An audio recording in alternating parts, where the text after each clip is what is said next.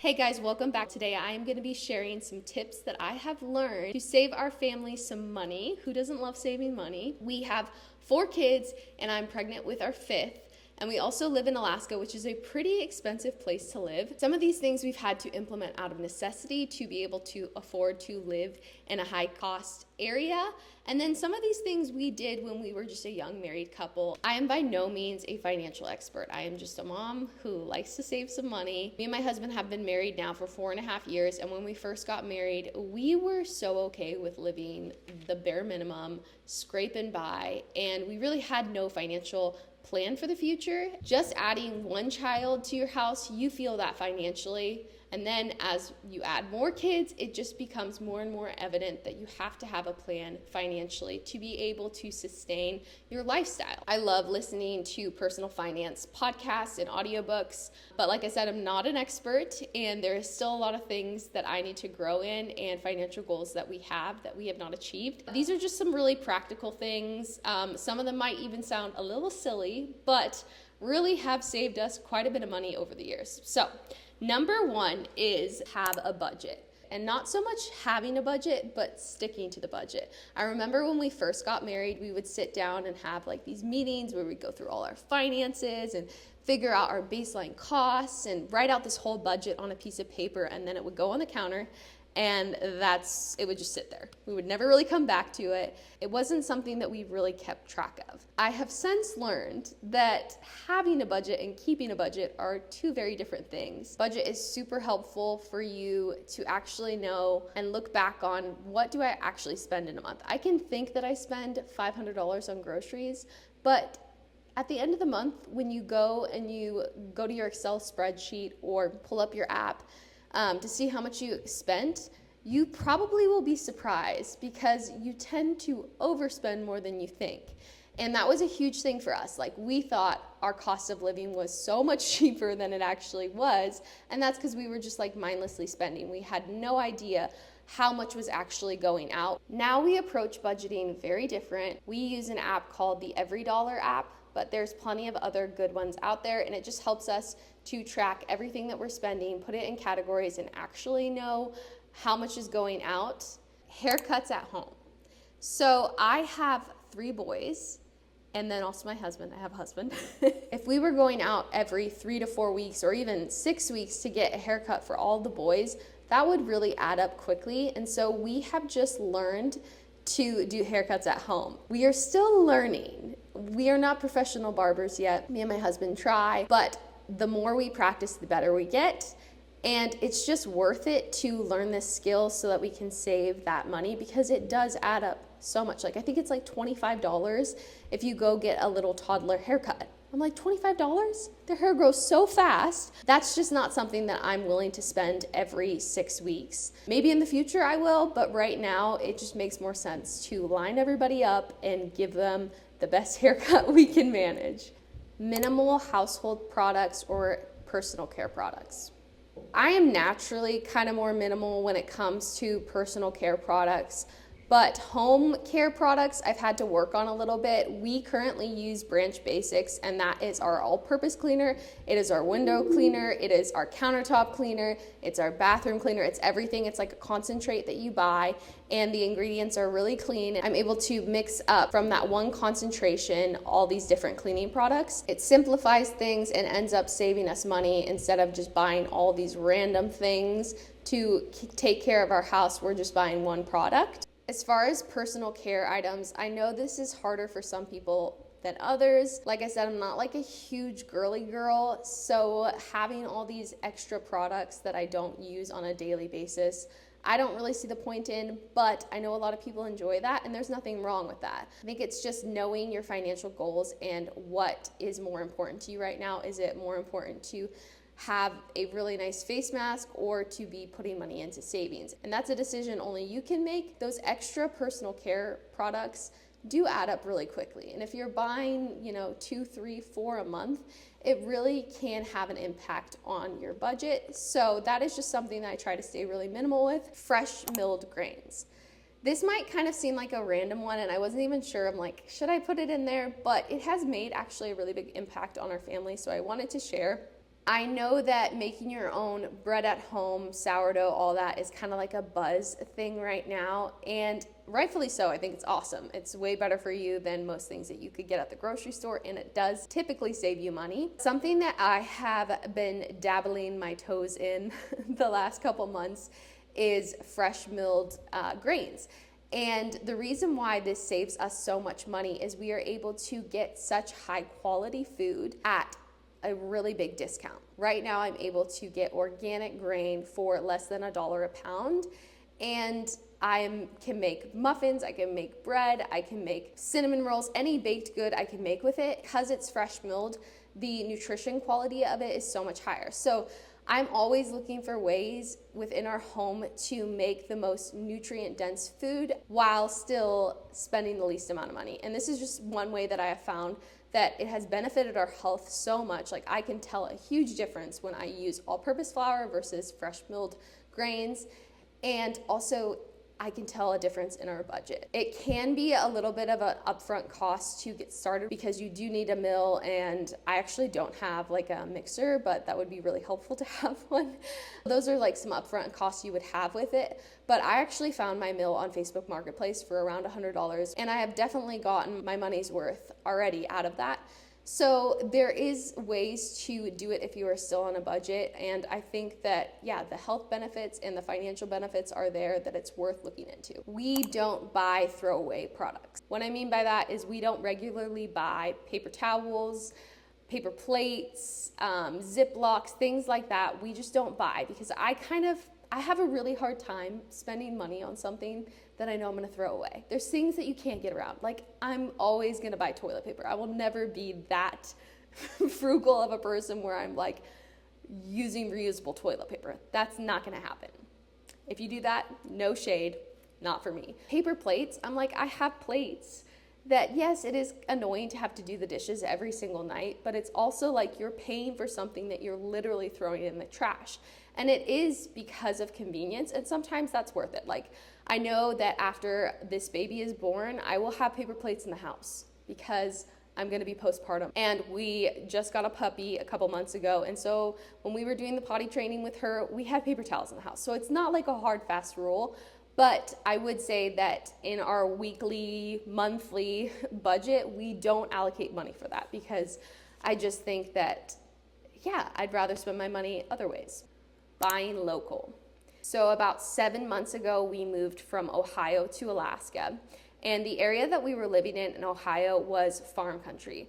There were farmers everywhere, there were tons of farmers markets, and we could get such high quality food at really affordable prices. Now that we live in Alaska, I try to buy locally when I can, and if it makes sense, but more so I'm focusing on buying as things come into season because they are typically less expensive. Then I'll just go on the Google and search up what produce is in season in April, and it will list all the vegetables that are in season and all the fruits, and I will try to more shop for those when I go to the grocery store because they typically are cheaper. But if you live in like a farmy agricultural area, for sure going to the farmers markets and connecting with local farmers, you can find some really awesome deals, and it's gonna be so much more nutritious because it's not having to be transported across the country to get to you. Thrifting. I love thrifting so much. It's just my favorite. I see it more as a hobby, but it is something that has saved our family so much money. When we moved across the country, we basically had to refurnish our whole home. And I went to the thrift store. I really didn't buy, other than maybe a couple trips to Target, anything new. I always went to the thrift store first to see what I could find. I've lived in some areas where the thrift stores are just honestly not that great, and the selection's really poor, and you feel like you go in and it's kind of a waste of time.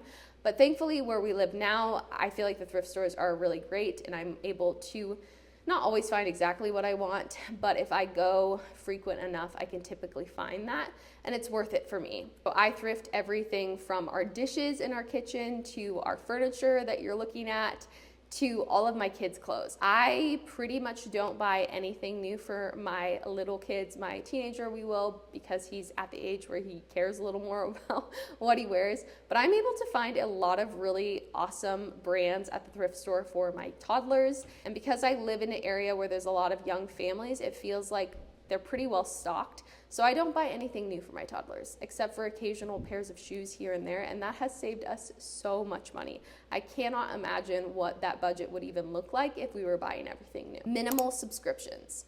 So I'm actually like a really big stickler about this.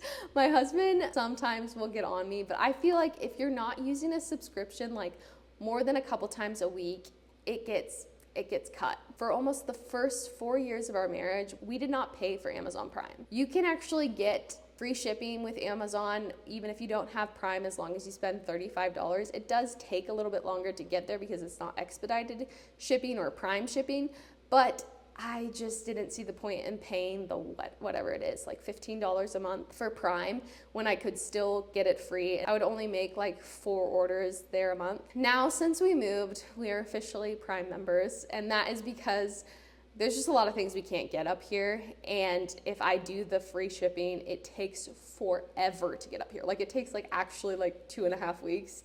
And I'm just not that patient. So we do pay for it now. If you have parents that don't care if you mooch off of their Netflix, I mean, I don't see any problem with that. That's what we've done for years.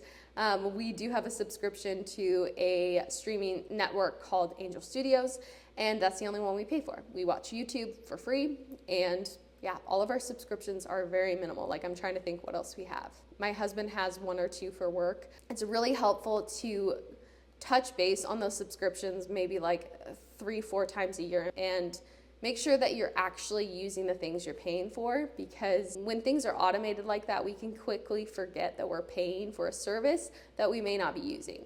Healthcare sharing. We do not pay for traditional insurance. We use something called Samaritan Ministries Healthcare.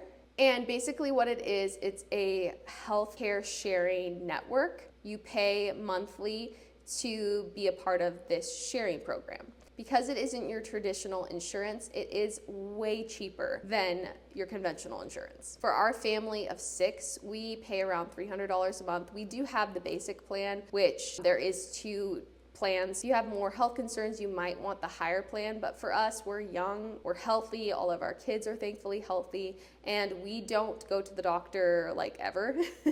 So for us, it makes sense to just pay to have the basic plan and have that coverage and put more money towards our groceries and supplements and things like that to keep us healthy. But it's really awesome. If you've never heard of it, I would just go to their website. I'll link it down below, but it has saved us so much money, and they have, even with their basic plan, maternity care, so we are able to have part of my home birth for this baby paid for. I just found that we were paying for insurance that we literally never use because, like I said, thankfully all of our kids are really healthy.